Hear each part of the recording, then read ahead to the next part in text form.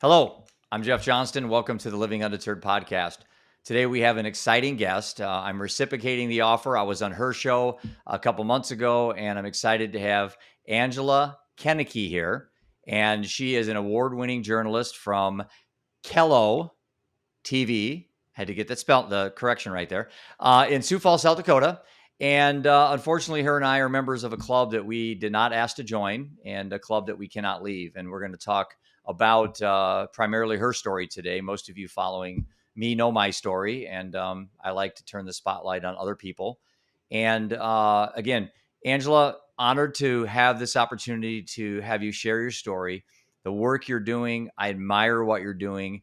Early in my journey, you became a role model to me, and I've used your passion, your calling, and your purpose to emulate what I'm doing here. And I know there's another Angela and Jeff Johnston behind us, and they need people to look up to as they deal with these things. So, with that, thank you for being on the show. I have a lot of topics I want to navigate with you, but why don't you just kind of fill our listeners in a little bit about your background, and we'll certainly talk about Emily. Well, thank you so much for those kind words, Jeff. I really appreciate that. I'm so glad I've had a chance to get to know you and to learn more about your mission as well. Yeah, I started Emily's Hope shortly after my 21-year-old daughter, Emily, died from fentanyl poisoning on May 16th of 2018. I, of course, was just devastated by grief. Emily was an incredible, incredible person, beautiful, talented, smart. I tried for several years to get her help. I knew something was wrong. I didn't know to the extent of what she was doing. But we were 3 days away from an intervention when Emily took heroin that was laced with fentanyl Oh, and wow. died. And my efforts since then have been to try to Mhm. save as many lives as possible, but also to let other parents like you know that they're not alone. There are so many of us in these horrible ranks now. I really feel that we all need to band together to try to turn this tide of the overdose epidemic around. I think how I met you, I was going through a very tough patch because Seth died in 16. I think I reached out to you in 2000, and this was at the time before my wife passed away, but she was really in a really bad place. And I just was looking out for help, and I went to the internet and I was looking around, and I came across your story, and I was just so pulled in by how and I know behind the scenes you and I grieve our own way, but you look so strong and so passionate about what you're doing. And I got into your Emily's Hope, and I thought, wow, this is amazing what you're doing in the face of such adversity. So, I mean, you become kind of a role model to me, and obviously for many other parents that are, and not necessarily have a deceased child. I mean, you and I went through about 6 years of what I call hell, Yeah, with 7. Seth's substance abuse and his addictions and his incarcerations. And it was a long, torturous journey. And then to have it culminate in his death, first of all, wasn't shocking because he was kind of on that road. And again, Emily's story is so similar, and maybe that's what really attracted me to what you were doing. Is that it seems like both of them are very similar. Were very similar kids in what they were going through. Their ages were almost the same as well. I'm so sorry about Seth and about your wife as well. I'm so very sorry, Jeff. And I I just wish none of us ever had to experience this. I agree there are a lot of similarities, and I find this to be true with so many young people that end up overdosing and often dying, that they are similar in their backgrounds or in their personality makeup, even sometimes genetics. There are some similarities. I think at the core of addiction, many times, is a sensitivity. We live in a really harsh world, Hmm. and it's very difficult for the sensitive Hmm. person I know Emily was sensitive and she cared deeply about other Yeah. people. And I think drugs are a way to escape from the harshness of reality, right? So I think that's a part of it. I really do. But thank you for saying I have courage. I've seen her Oh, artwork. thank you. Thank you. But thank you for saying, Yeah, go yeah, ahead. thank you for saying I have courage, because people used to, especially in the beginning, people would say, "Oh, you're so strong. Oh, I don't know how you do that. And I was just having a conversation. I spoke to a school and a community just last night. And I was having this conversation with somebody Hmm. who also lost a child. And they said, "Oh, I've tried to speak about it, but when I get up, in front of an audience, it's just too hard." And I am re traumatized. I Hmm. realize that every time I speak about it. But what I say is that all Right. reporters have PTSD because I've been a journalist or TV reporter for Mm. more than 30 years. So I've covered all of these horrible events. I've covered drownings and deaths and accidents and then you have to go on television and talk Right. about it like you're not affected, like you're Right. not a human being. And so I always say that was training for me Right. to be able to do what I'm doing now. Yeah, and you think about first responders and people that are in the trenches like that, police officers that Mhm. see just horrific things. You have to think that they have PTSD as well, and maybe not diagnosed, but they certainly have issues with coping with trauma and things like that. But going back to Emily, I'm just amazed at her artwork. And I was on your site this morning and looking at some of the artwork, and I'm like, holy cow, what a talent. Did you talk about a sensitive person? I mean, artwork is a picture of the soul, I mean, and sometimes people that are really struggling with themselves, they just exude that into their artwork. And I could see just her speaking with that paintbrush, and I just want to tell you, her artwork is absolutely amazing. Well, thank you. I think so too. Surrealism is really her style. Yeah. Yep. I saw a lot of that. I kind of wrote some of that off to teenage angst, Hmm. but really it carried on until she was a young adult. But she was very talented. I mean, I consider myself a creative person, but I'm not an artist. Yeah. I don't know where she got that incredible talent, but I'm so blessed to have 29 of her paintings and several Hmm. pieces of pottery and other objects that she made and are painted, and we use that now to raise funds. We use her art, in our products. We use her art for our art shows that we put on to raise funds for our organization, for our mission. So I'm so grateful that I have that piece of her left. So I ask you a question that I get parents ask me a lot, and it's from parents that have lost children, and it's from parents that haven't. But would you do anything differently? I understand that question and I hear that question a lot. I think when you know better, you do better, right? It's a cliche, Hmm. but it's true. And early on, when this all started with Emily, I did the tough love stuff, that people told me to do, that counselors told me to do. And that didn't work at all. And so it became evident to me after a while that if I approached her from a standpoint of love, that was so much more effective than like getting angry and then she'd disappear out of my life for a week, Right. that kind of thing. Or it didn't work. It didn't do any good. So I'm glad I learned that while she was still alive. I wish overall there were more resources for parents to better Mm. navigate when your child starts acting out and doing things that are unhealthy for them Right. or starts behaving in ways that are sort of erratic and really being out of control. I wish there were better options or answers rather than maybe calling in juvenile justice system, which I Yeah. tried. I mean, there are lots of things I tried that didn't work. But in Hmm. terms of it toward the end, I just wish I hadn't waited to do the intervention. Mm. I wish we weren't waiting until Saturday. We had met with the interventionist, we were writing our letters. I say there's no time to wait. Hmm. I didn't know she was using heroin. I thought it was pills and Xanax. Yeah. But that would be looking back. My advice is there is no rock bottom. Rock bottom is death. And so if Absolutely. you have a loved one who is struggling, you must act now. And then ultimately, all you can do is all you can do. You Hmm. cannot control another human being. We are not puppet masters of our children. Hmm. So we can do our best, but we can't always get the outcome that we want. Do you know how long she had been using heroin? I don't. I do not know. I've gone back and tried to piece it together. I think maybe a Oh, year, wow. maybe Okay. 2 years, but I don't really know. I try to piece it together by when her looks started to Yeah. change dramatically or when she started missing more family Yep. events.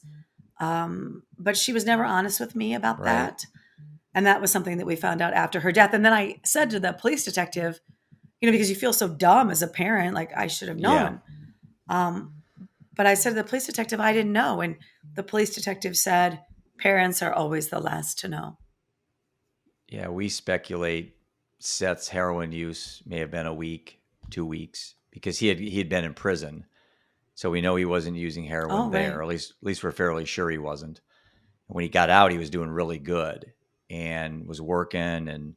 But rumor has it he met a girl and she was into heroin, and that's where we think he got kind of pulled back in. But the fact that the rates of people that when they're released, and that's a whole nother topic, you and I could talk for hours on that, is how we treat people to come out of the prison system and the jail system, is we just kind of throw them to the wolves. And it's pretty clear that the death rates for people that get released from prison are too high. And it seems like Seth just didn't know where to go. And I couldn't let him live in the house.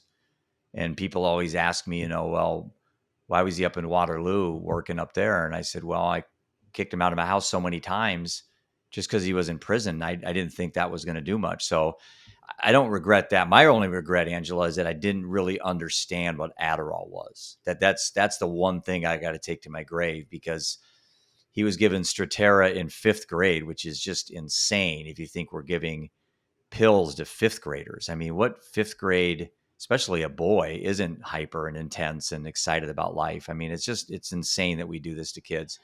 And then he was given Adderall, and I just was busy being a dad and being a husband and coaching and running my financial services practice. And I just said, you know what? It's coming from a doctor. It's got to be right, And I think Seth always looked at Adderall as a curse for him, and that this pill was killing something that he shouldn't be.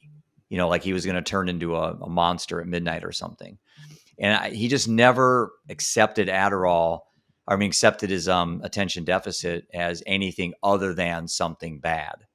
And that's a stigma I'm really trying to change out there with parents. When someone tells you your kid's hyper, you know, I'd rather have a kid that's got too much energy than not enough.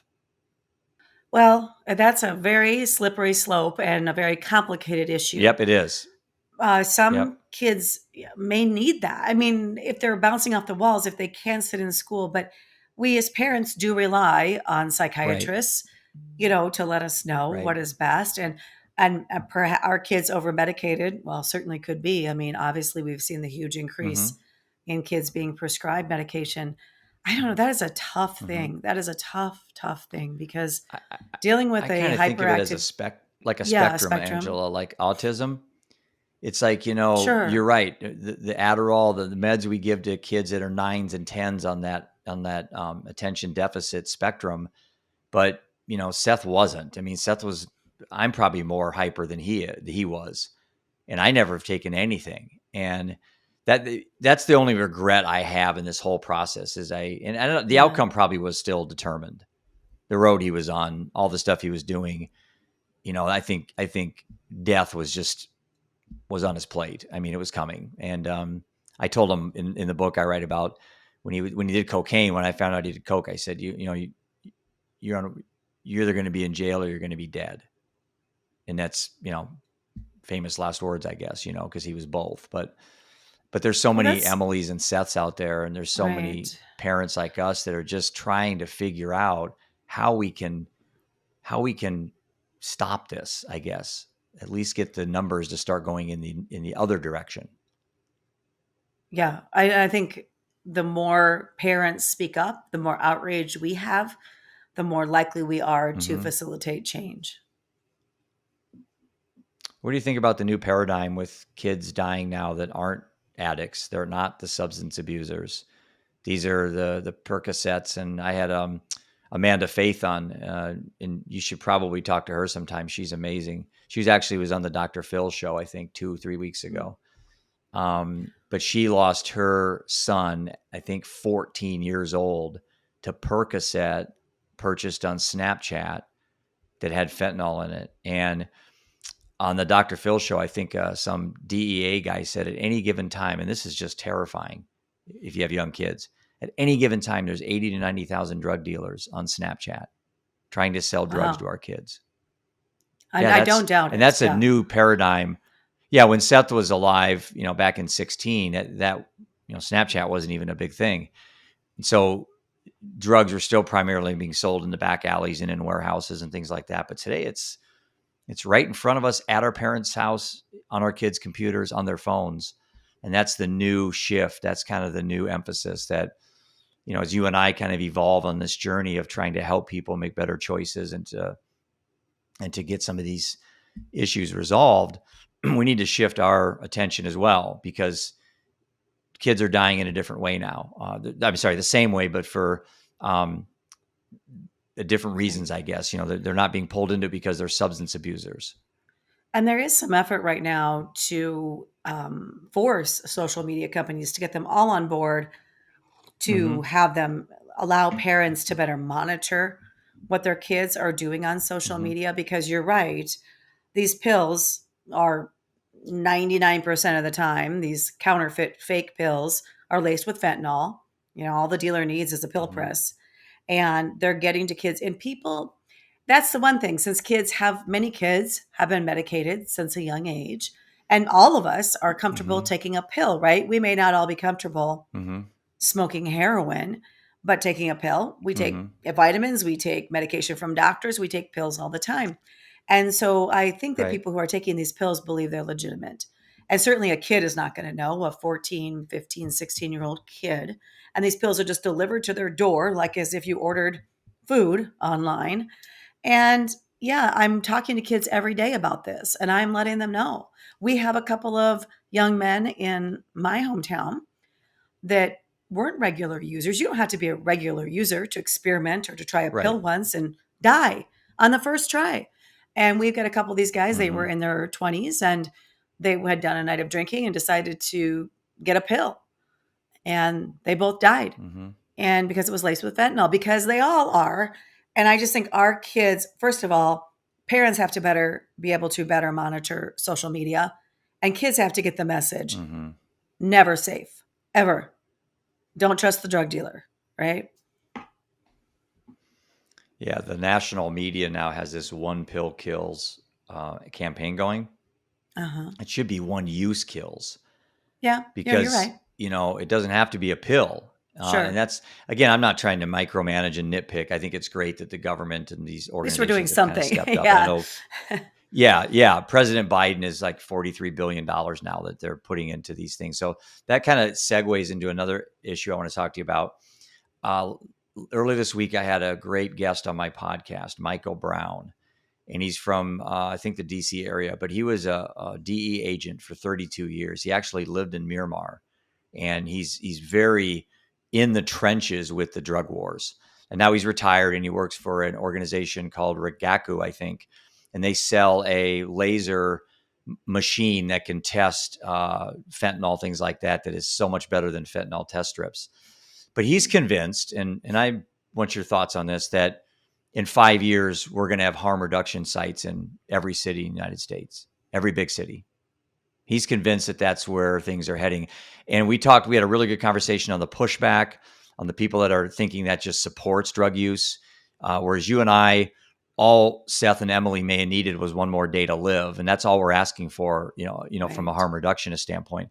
What's your thoughts on that, I guess?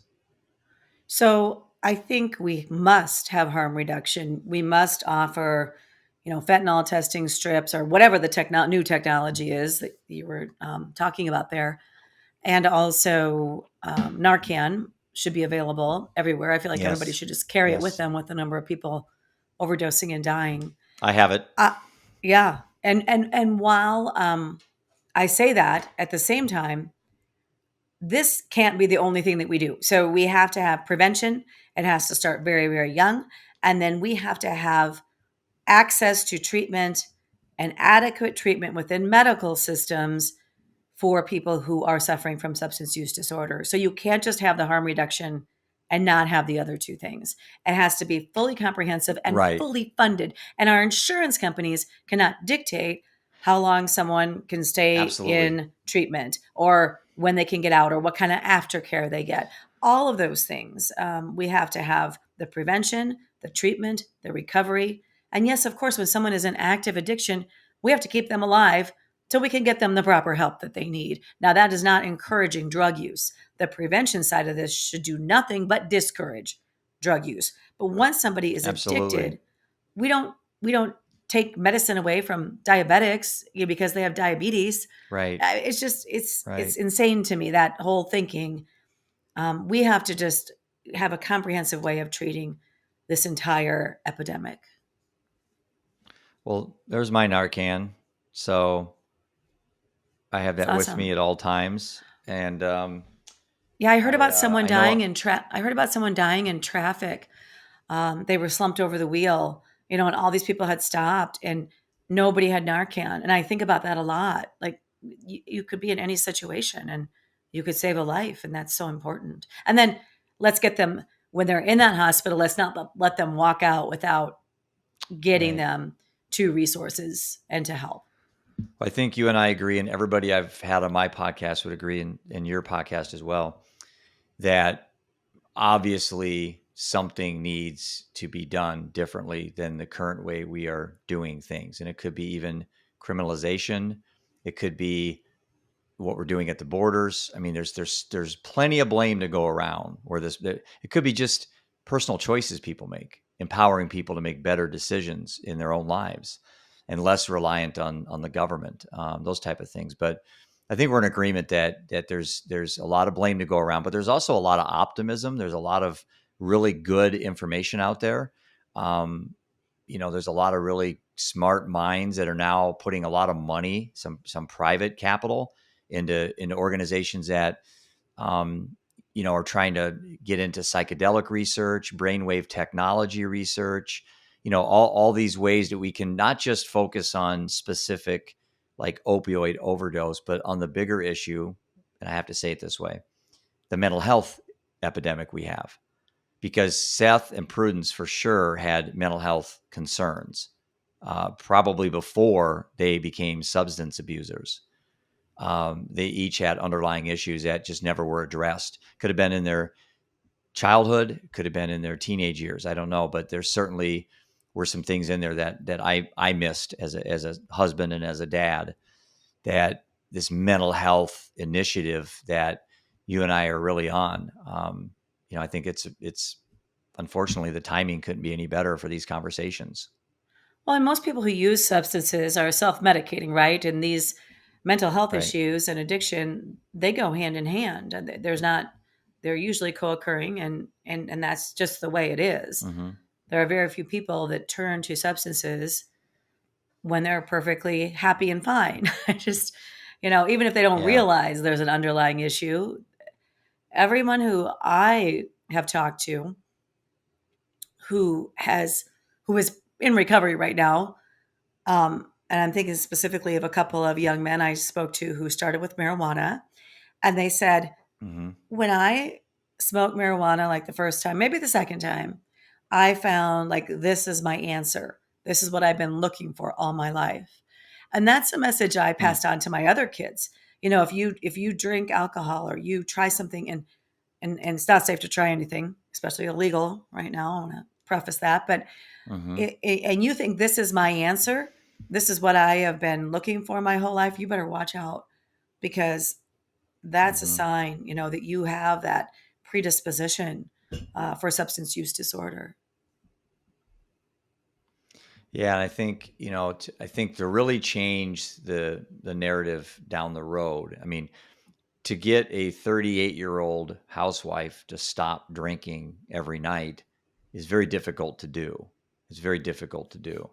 But I think to get to kids in fourth, fifth, sixth grade before they have these problems, Yeah. I mean, we never had these talks with Seth ever. I mean, I grew up my dad being a doctor, um, in a pretty leave it to beaver household, I would say.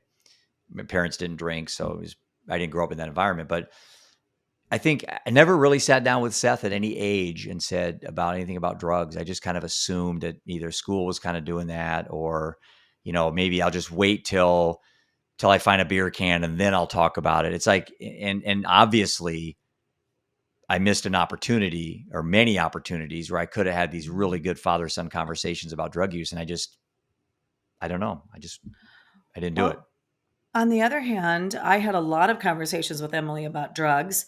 One of the things that stands out to me is my television station. We did a special on meth back when Emily was about in third grade. And it just told the real life stories of what happened when people used meth, how difficult it was to get off of meth. We showed the before and after pictures that you've seen of meth users. And I had Mm-hmm. her sit down Yeah. and watch that. And it made such a big impression on her. Hmm. She was always anti meth. She never used meth. She looked down on meth users. But then I realized she didn't get the whole message. And I had talked before about how drugs destroy lives, and she had seen um, other examples of substance use disorder in our family. So she knew, I mean, she knew that, Mm-hmm. but maybe she was also fighting some genetics. But it was so interesting. And so when Mm-hmm. I always thought about that, her being so anti-meth and how she was at a young age when she got that message about the truth about meth. It was just a factual report.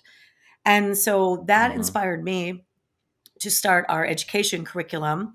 And we are actually, we're going, you said fourth grade, we're going to start in kindergarten, K through 12. Awesome. And we're actually piloting it Awesome. in a third grade classroom next fall. And it's not scary. We're not trying to scare kids. It's not dare. I mean, there were good elements in dare, but it wasn't, studies show that wasn't effective. We are Mm-hmm. just going to teach kids about keeping their bodies and brains healthy. We're going to teach them about the brain. We're going to teach them about substance use disorder. We're going to tell them about fentanyl, in age appropriate ways. Kids need to know. Absolutely. And I think we just have to get to them Absolutely. younger because we have to prevent as many deaths as possible. And the only way to truly prevent or to turn the tide on this epidemic is to have kids never start using in the first place. I mean, I know we probably won't stop everybody, but I want to stop as many kids as possible. Yeah, I love that approach. I really do. I think that's certainly there's room in the curriculum at schools to start having these conversations. And parents ask me, what age, and you're right. I said fifth, sixth, seventh grade, but any time that the child can comprehend, risk Right. reward type scenarios, and I like to tell in my talks, I say, choices precede consequences. So if you don't want to get arrested for drunk driving, just reverse and engineer it back how a drunk driving happens. You pulled over, you're arrested. You got in the car. You walked out of your house after you had 10 beers. You're watching a football game with your buddies, and then go back to the moment that all these little tiny decisions you made. You could have got an Uber. You could have, rode with somebody else. You could have rode, you could have not even left your house if you were that drunk. And it isn't just one decision of getting behind the wheel that got you your drunk driving. It was the collective nature of maybe 100 decisions, that you made up to that point. And that's what I think with kids. I think if kids can see how small little decisions can lead to death in a hotel room, not that dramatically, but metaphorically, I guess, to make it presented to a child, I think that's a good angle to get at because kids don't understand statistics. Evidence has shown they don't do well when you try to scare them, too much. Don't touch the stove, don't touch the stove. How does that work? So it's got to you can't talk dumb, you can't talk down to them. And that's why I think what you're doing in third grade is awesome. And I certainly want to support you here in Iowa as much as we can with getting you in schools around here as well. And we will hope to get to in schools nationwide, when it's all ready to go. We really are excited about that and think it's necessary. And, people don't make the best judgments when there are decisions, when they're impaired as well. You talk about Right. rewinding. So you're not always going to make the best decisions once you've put a substance into your body as well. Yeah. It's, again, I most of the information I'm getting from people, obviously, is passion driven, like you and me. We have a passion. But one of my fears is, Angela, are these people that really are they're understandably upset. They've lost a child or a loved one, just let's say specifically fentanyl. And so they're basically going at that 100 miles an hour. And drug dealers are, they're corporations. These are multi-billion-dollar entities. I think they're seeing very quickly that they need to start assuming fentanyl is going to be taken off the map. They're already way ahead of us. They're already designing. There's a new one on the market. I think it's ISO. Yeah, and I was talking to Michael Brown about this, and he's like, I think the problem is that we're just playing whack-a-mole, and there's too many people Yeah. focusing on one aspect of this, and I have a hard time disagreeing with that. Granted, I'd love to see fentanyl eradicated, but I know in my heart there's another one behind it, another one behind it. So instead of going so focused on the supply, let's go back to third grade. Let's go back to pre-habituation. Let's get to the kids and understand why they're doing these things in the first place. And I don't care what the drug cartels invent. We get a group of kids coming up in the next generation that are bulletproof. They can handle these things. They can change all the names. They can do whatever they want. That's my concern with how society's going after this fentanyl issues. I just think they're being distracted. Well, I mean, I think better controls, trying to prevent any way we can from illegal substances coming in is a good idea. But at the same time, you're absolutely Mm-hmm. right. There are already several different analogs of fentanyl. And then the DEA can't keep up with Mm-hmm. that, so they're not even illegal until they make them illegal.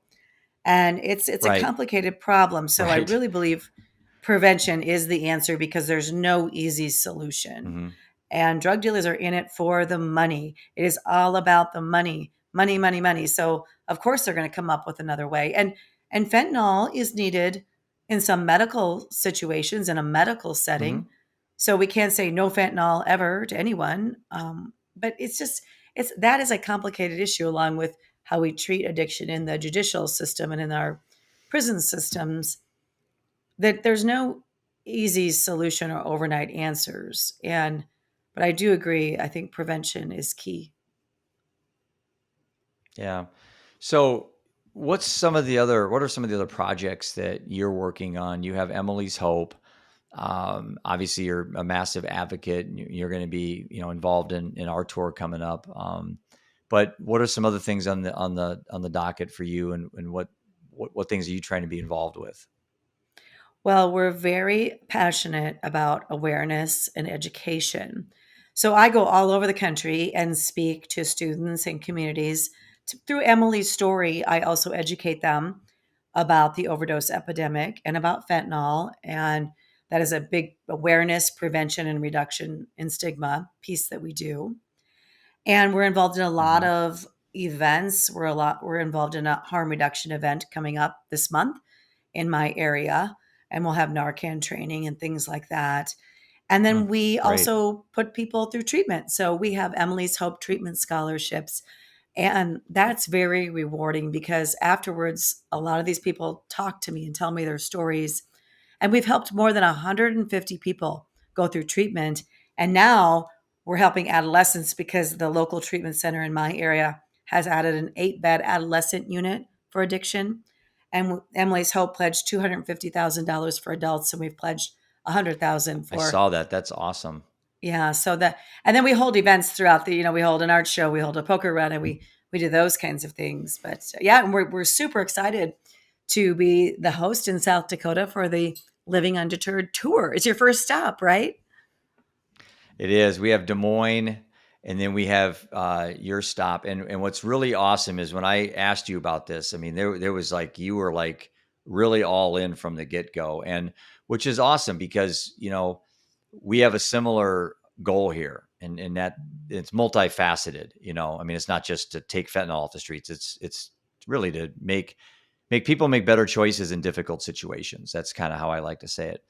But you were all in, and now the stop that's going to be in South Dakota looks so awesome. And I think the community involvement. I mean, in Chasing the Scream, Johann Hari writes that the opposite of addiction is connectivity.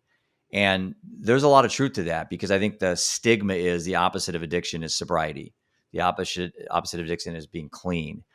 But I don't know if that's true. I like the way Johann Hari framed that, is that it's connection. It's human interaction. It's conversations like we're having. It's men being able to cry and be vulnerable. It's adolescents that are struggling with their sexuality, like my youngest son Roman came out as gay about a year and a half ago.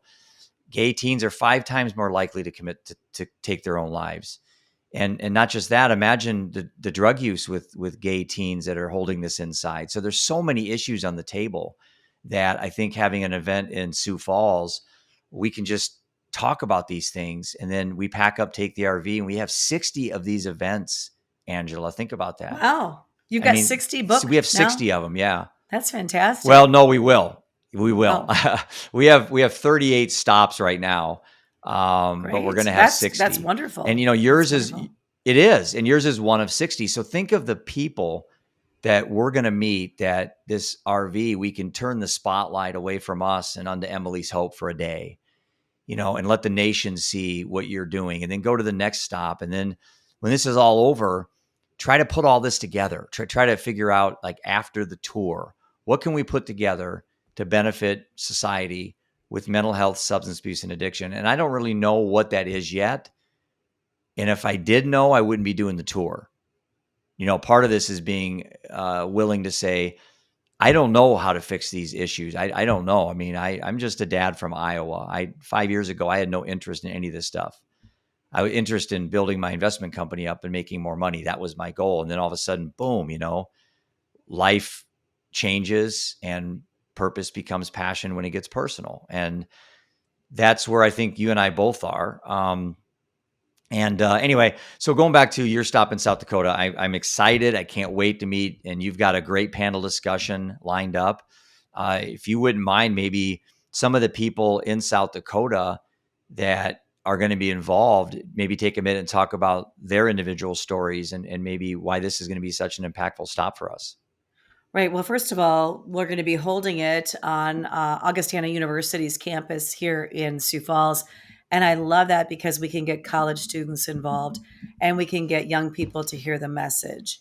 And then on the panel, we have Dr. Matt Stanley, who runs the Avera Addiction Care Center in Sioux Falls. And he is an addiction specialist in psychiatry. So very knowledgeable person, one of the most in our community. And then we have a mother who lost a son to overdose. We have Mm, a woman who is an addiction studies professor who also struggles with substance use disorder.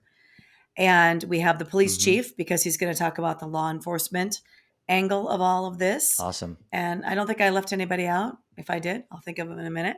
But a lot of really And great you'll be people our who have, moderator, I heard. So, yeah, but a lot of really great people who have come alongside me to help me with my mission with Emily's Hope. We're all showing up for this. And we just want to get the word out, to the community and to other groups who would be interested in learning more and learning more about what you guys are doing with your tour too.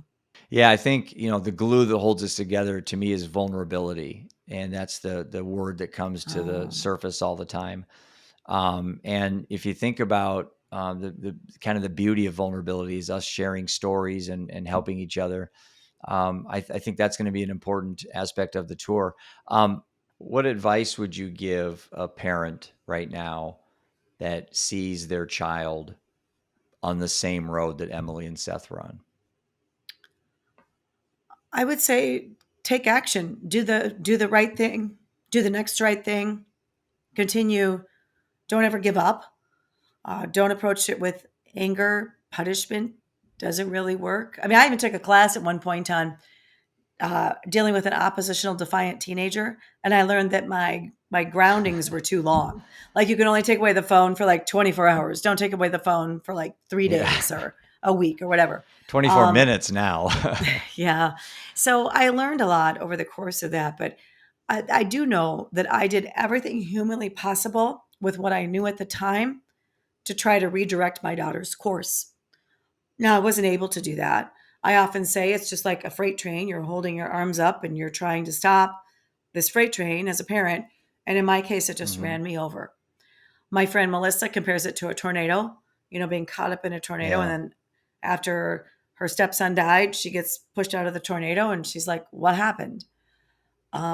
It's very tough on parents. And everyone is trying to look on. And that's what you talked about vulnerability. And if I could address that just for a moment, Yeah, everybody on sure. social media is trying to look like they have a perfect life, right? Look what I'm Yeah, doing. Look how I look where I'm going, whatever it right. might be. And we're all guilty of that to some extent. And I'm in the public Yeah, eye, and so when I put myself out there and I told Emily's story, I knew that I was opening myself up. And I did get, I would have to say, it was much better than I thought. People were much kinder, compassionate, comforting, understanding than I ever thought they would be. I would say about 98% support. I mean, people have come beside me. Being vulnerable has been amazing, has had amazing results. But yeah, at the same time, I yeah, did have those people who, to this day, will tell me I'm a bad mother. My daughter was just a junkie. And because I'm in the public eye, I'm an easy target. I've told my story. That's low yeah, hanging fruit for people to pick off. But it doesn't yeah. mean that it doesn't hurt. And Right. that criticism, those negative comments, stand out in our mind. And some people will never be vulnerable because they feel that's too high of a price to pay.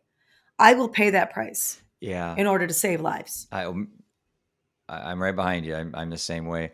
Um, the minimal pushback I've ever received has mainly been hearsay. No one's really had the courage to say it to my face, but it's been more that I'm profiting off the death of my son and my wife. And the irony is, I've never made a freaking penny.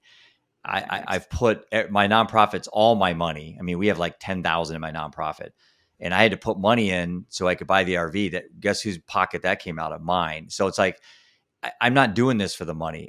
But I can't, there's certain people that just, it's like you're damned if you do and damned if you don't. If you don't talk about it, then I run the risk of more people dying. I run the risk of, my son actually dying, because I feel in my heart, if I stop talking about my son and the wife, then they really do die. And in a way, Emily, Seth, and Right. Prudence are still alive because we're continuing their legacy, because they aren't here to do it for them. So we have to do it. But what I say to those people that think I'm profiting off this, go get a life. That's not even anything that's remotely in my mind. Now, I also understand that I can't do this for 30 years and throw all my money into it every year without some point in time either getting more money in my nonprofit or something. I mean, that would be Well, foolish if I did it all that. takes money. Everything takes Yeah, it money. does. It does. Mhm. And money is often a You huge know. obstacle in all of this. Yeah, you said something about, keeping Seth alive with the work that you Hmm. do. And I would say that that is why I do what I do. Yes, to help other people. Helping other people helps me 100% with my Hmm. grief, puts purpose to my pain, Hmm. turns my heartbreak into action, however you want to phrase that. But at the same time, I am talking about my daughter. People are seeing her artwork. People are hearing her Hmm. story and who she was, not just her story of addiction and how she died, but who she Yeah. really was. And that Right. makes her senseless death, because it was senseless. It didn't need to happen. Right. That makes her senseless death, or puts some sense and purpose to that, which is incredibly helpful Hmm. for me and my entire family. My kids are involved in these volunteer efforts. They're involved in Emily's Hope, Emily's siblings. I think it helps them. I know it helps, her dad and her stepdad and all of us. It helps all of us deal with our grief and our loss, to kind of keep that part of her alive. She's not here. And in a way, I feel like she's sort of with me all the time. She's certainly in my heart. Hmm. But we are really trying to just memorialize her life in this way, with intention and with the purpose of helping others. Hmm. Well, stories like yours have been a huge influence in my life. And I kind of think to myself about how amazing it's been on this journey to meet Steve Grant, who lost his only two boys, Mm. Chris and I know Kelly, Steve. to Yeah. overdose. Yeah. Yeah. And then meet someone like you, and then Amanda Faith, whose son died with Percocet on Snapchat. And it's like, or I'm very active in the parents that have lost children to suicide. Um, Jennifer Tracy lost her husband and her daughter in a car wreck to a drunk driver. So I'm meeting all these people that have lost loved ones for different reasons, but the pain is still just as intense. But these people did something that a lot of people aren't doing, and that's they pivoted to something productive. And that, I think, is the moral of the story of all what you and I are, and all these other people are doing, is that you made a really good point. And I'll end this with kind of this idea that I had someone one time say, Jeff, when you're going around the country and you're preaching to people, and I stopped him immediately and I said, well, you don't understand. This is about Jeff Johnston. I'm doing this to save my life. You know, I had a brush with my first episode of suicidal ideation over Christmas. I mean, just think about that. Since my son and my wife died, I've never even considered it. Well, I had a really big step. I fell off the perch over the holidays. And so the tour is about me, so I can keep meeting more people that are doing things bigger than I can ever imagine, that keeps me alive. Because like you said, I have too much to live for. I have two other boys. My dad's still here. I have too many great people to meet. And if I don't take care of myself, and part of me is being vulnerable and sharing my story, then I'm afraid that those thoughts will come back, and I don't ever want to go down those roads. That was too terrifying. Well, we all get thrown into the pit. It doesn't necessarily have to be losing a loved one. It can be. We all Correct. experience suffering in life. And I heard this somewhere a long time ago, and it really resonated with me that we all get pushed into the pit, and there are bouncers and splatterers in the world. And some of us, when we get pushed into the pit, we splatter on the bottom of that pit, and we cannot get up, get out of it, whether that be suicidal thoughts, self destructive behavior, wallowing Right. in misery, and negative thoughts. And others bounce, right? They bounce out of that pit. Mm-hmm. They've been down Mm-hmm. in that pit, but they bounce out.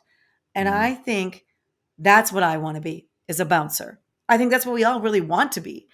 And so how we do that, we may find different ways to do that, but that is what you and I are trying to do. We are trying to bounce out of the pit that we never expected, but that life put us into. And that's, I think, the best thing you can do. Well, we are living undeterred, right? That's right. that's the beauty of all this. Well, listen, it's been great to have you on the show. I'm going to see you shortly, and I'm excited to document the stop and promote that on social media and get more people to talk about these things. So the Emilys, the Seths, the Prudences, the Chris and Kellys, we have less of those people. And I think I saw a stat the other day: 800 Americans a day die from suicide, alcohol abuse, and overdose right now. So think of the Um, 800 families, 800 moms and dads, the brothers and sisters, the teammates, the coworkers. I mean, the collateral damage on this epidemic is just it's unfathomable. I can't even wrap my hands around how many, and that's per day, 800 a day. So with that, Angela, keep doing what you're doing. Really admire what you have become. And any last parting words, or I guess maybe we can end it with, how can people reach you if they want to hire you to speak, if they want to follow you on social media? And I'm going to have all this as links on the show, but if you want to throw out some easy ways people can reach out to you. Oh, that's great. Yes, they can just go to emilyshope.foundation, and there are a lot of resources there. There's our story and what we do, and also how to contact me. But I'm also on Facebook, Angela Kennecke. I'm on Instagram, Twitter, all of it. So if you just search, or you search Emily's Hope as well, we have our own social media channels. So yeah, we'd love to hear from more people too. And I would suggest all my listeners and followers and watchers, do your one good deed for the day. Go to Emily's Hope and donate, Oh, thank you even for if it's that. $10. It all makes a difference. We both run nonprofits. We know they live on fumes, and Yeah. I have a pretty good people that follow me, and they're very gracious with their time and capital. So I would just ask my people to jump on your website, Emily's Hope. I was on it this morning. It's a beautifully designed website. I think you've really made Emily alive. I mean, the pictures you have on there are just they're awesome pictures. Well, But thank you anyway, for thanks a that. lot for your time. And And yeah, I'm so go ahead. grateful for Sorry. our partnership. No, I just wanted to say I'm so grateful for our partnership. So thank you. Thank you for reaching out to me, and really looking forward to our joint event in May. Well, we're just getting started. So, again, thanks for being on the Living Undeterred podcast, and I'm looking forward to seeing you shortly.